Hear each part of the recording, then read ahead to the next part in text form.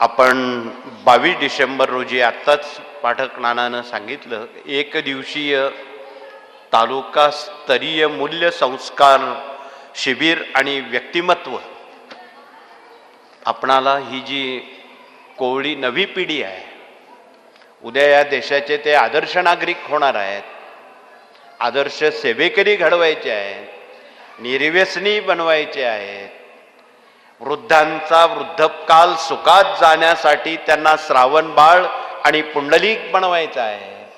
तो दिवस आपण निश्चित केलेला असून आगामी 22 डिसेंबर 24 रोजी देशात आणि राज्यात आणि जगामध्ये एकाच वेळी सर्व केंद्र प्रतिनिधी प्रशासकीय प्रतिनिधींच्या जबाबदारीनं सर्व केंद्रांवर त्याचं नियोजन करणार आहेत.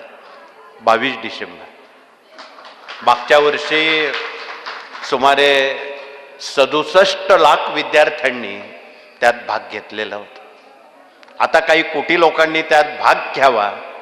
मागचा आकडा तसा 67 लाख हा कमी नव्हता, परंतु आता त्याच्या दुप्पट तरी आपण हे शिबिरामध्ये नव्या पिढ्यांना उत्तेजित करण्यासाठी, प्रवाहित करण्यासाठी, चांगले संस्कार करण्यासाठी, आदर्श नागरिक बनविण्यासाठी हा सारा खटाटोप या कार्यातून आहे.